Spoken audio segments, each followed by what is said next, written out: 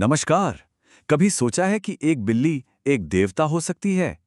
आज हम उड़ीसा की एक ऐसी ही हैरान कर देने वाली कहानी में गोता लगाने वाले हैं, जहां कथानक, इतिहास और कुदरत सब एक साथ मिल जाते हैं। तो चलिए बिल्ली देवता के इस मंदिर और उसकी अनोखी लड़ाई की कहानी को जानते हैं। तो कहानी की शुरुआत ही एक ऐसे सवाल से होती है जो थोड़ा अजीब लगता है। क्या एक बिल्ली एक दैत्य को हरा सकती है? सुनने में यकीन नहीं होता है ना? चलिए इसी रहस्य से पर्दा उठाते हैं। तो इस कमाल की कहानी के केंद्र में दो किरदार हैं।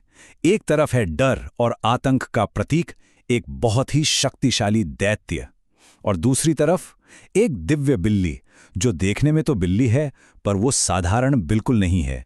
तो ये हैं वो दो किरदार। एक तरफ है कहानी का विलन मूसिका दैत्य। ये एक चूहा दानव था जिसने लोगों का जीना मुश्किल कर दिया था, और उसका सामना करने के लिए दूसरी तरफ हैं मरजारा केशरी, जिसका मतलब है शेर जैसी बिल्ली। और जानते हैं ये कौन है? ये कोई और नहीं बल्कि खुद भगवान विष्णु का अवतार हैं। तो फिर इन दोनों के बीच आखिर हुआ क्या? चलिए अब उस पौराणिक कथा की गहराइयों में उतरते हैं जिसने इस पूरे इलाके को एक पवित्र जगह बना दिया। कहानी कुछ यूं है कि जब मूसिका दैत्य का जुल्म हद से ज्यादा बढ़ गया, तो उसे सबक सिखाने के लिए भगवान विष्णु ने मरजारा केशरी यानी एक बिल्ली का रूप लिया और उस दैत्य का पीछा करना शुरू कर दिया। अपनी जान बचाने के लिए वो चूहा दैत्य बेतहाशा भागा और गंधमर्दन की पहाड़ियों में एक गहरी सुरंग के अंदर जा छिपा। उसे लगा कि अब उसे कोई नहीं पकड़ सकता, वो बच गया। लेकिन मरजारा केशरी ने भी हार नहीं मानी। उन्होंने फैसला किया कि वो उस दैत्य को सुरंग में ही कैद रखेंगे। तो वो सुरंग के मुहाने पर हमेशा हमेशा के लिए पहरा देने लगे। एक शिकारी से वो रक्षक बन गए, और ऐसा माना जाता है कि वो आज भी दुनिया को उस बुराई से बचाने के लिए वहीं इंतजार कर रहे हैं। तो देखिए, ये कहानी सिर्फ एक चूहे और बिल्ली की लड़ाई की नहीं है। इसके पीछे एक बहुत गहरा संदेश छिपा है।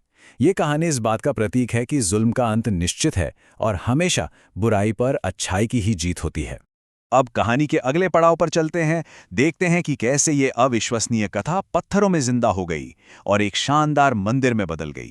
सदियों बाद 15वीं सदी में ये पौराणिक कथा पटना के एक राजा बैजेल सिंह देव के दिल को छू गई।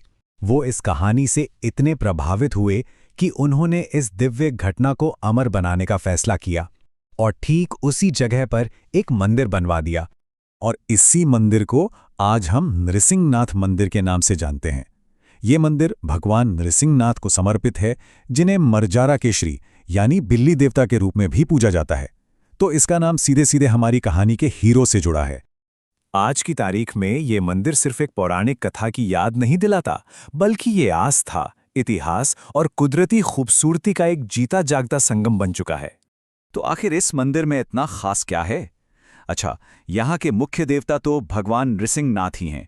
ये मंदिर उड़ीसा के बरगढ़ जिले में खूबसूरत गंधमर्दन पहाड़ियों के ठीक नीचे बसा है। यहाँ हर साल बैसाख मेले के वक्त भक्तों का तांता लगा रहता है, जो इसे उड़ीसा का एक बड़ा ऐतिहासिक और धार्मिक स्थल बनाता है। इस मंदिर की बनावट भी बड़ी खास है, जो ठेठ उड़िया वास्तुकला को दर्शाती है। इसे मोटे तौर पर दो हिस्सों में बांटा गया है। पहला है गर्भगृह, मतलब वो जगह जहां भगवान नरसिंहनाथ की मूर्ति है, और दूसरा है जगमोहन, जो भक्तों के लिए एक बड़ा सा हॉल है। और बात सिर्फ मंदिर तक ही सीमित नहीं है। ये जगह हरी भरी गंधमर्दन पहाड़ियों से घिरी हुई है।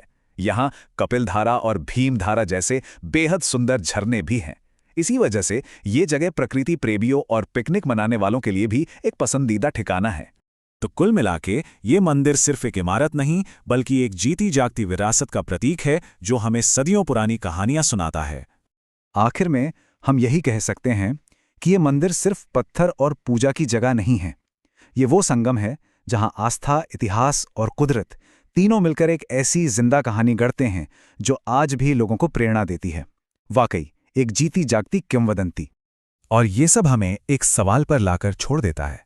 बुराई पर अच्छाई की जीत की वो कौन सी कहानियां हैं जो आज भी हमारे दिलों में बसती हैं, हमें प्रेरणा देती हैं और सही रास्ते पर चलने की हिम्मत देती हैं?